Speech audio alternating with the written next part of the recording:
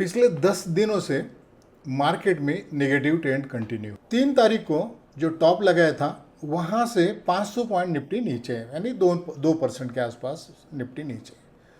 खास बात यह है कि कंटिन्यू रोज फॉल मार्केट में दिखाई दे रहा है, मगर आज एक बहुत बढ़िया सपोर्ट पे, यानी बहुत अच्छे सपोर्ट पे मार्केट ने सपोर्ट लिया है।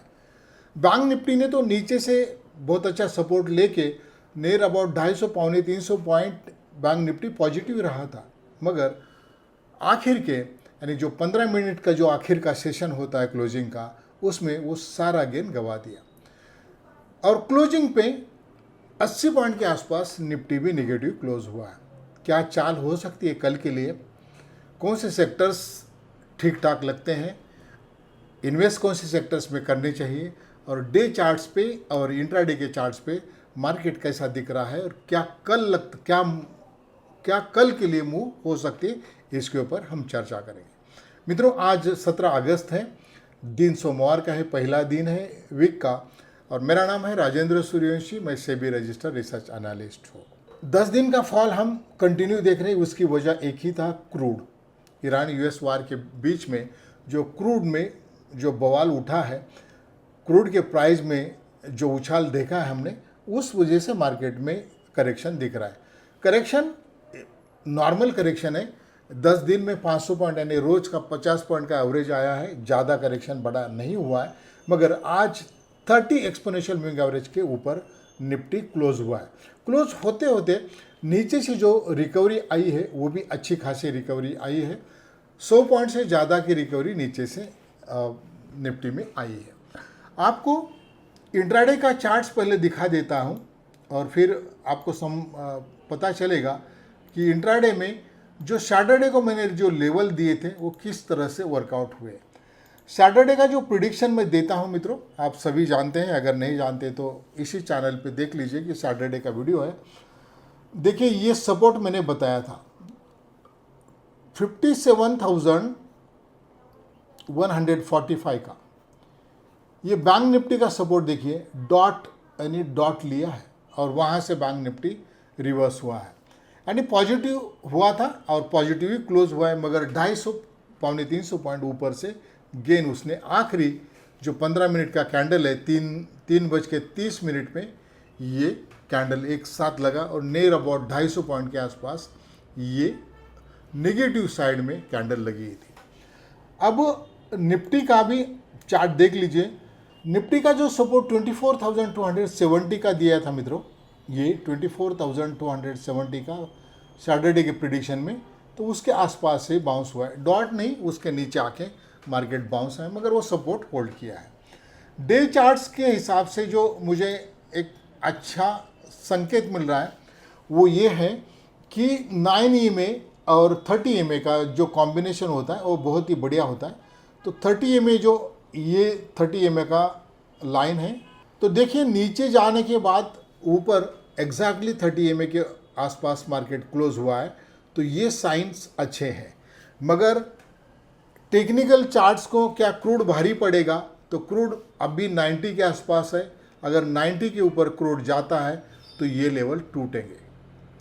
फिर ये लेवल टूटते तो जैसे सैटरडे के प्रिडिक्शन में मैंने कहा था कि 90 के ऊपर अगर क्रूड जाता है तो ये लेवल टूटेंगे, और ये 24,015 का यहाँ तक मार्केट जाने की प्रोबेबिलिटी मैंने सैटरडे के प्रेडिक्शन में बताई थी, वो कल तय होगा। कल के क्लोजिंग के हिसाब से अगर क्रूड 90 के ऊपर हो रहता है और 24,325 के नीचे मार्केट यानी निफ्टी क्लोज होता है, तो हम 24,000 तक जा सकते हैं, यानी फिर एक बार 300 पॉइंट नीचे का फॉल मार्केट में हम देख सकते हैं निफ्टी में।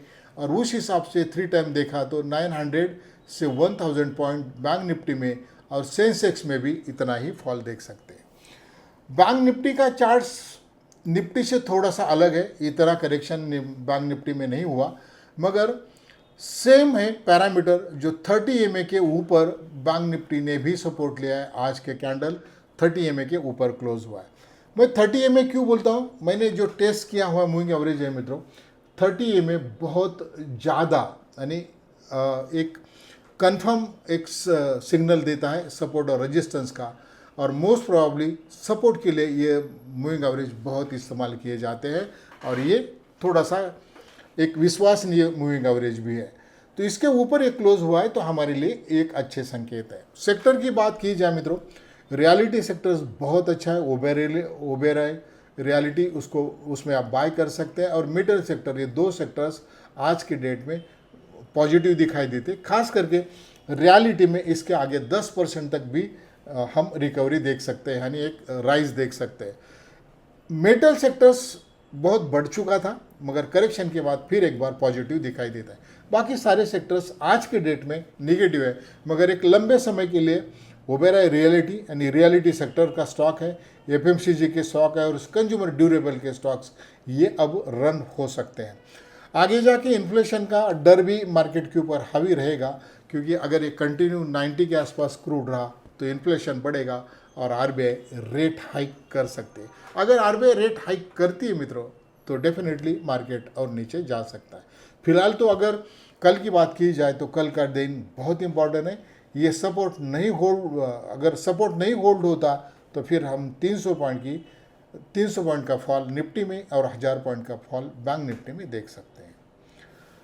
जाते जाते मित्रों आपको एजुकेशनल प्रोग्राम की बात बता देता हूं।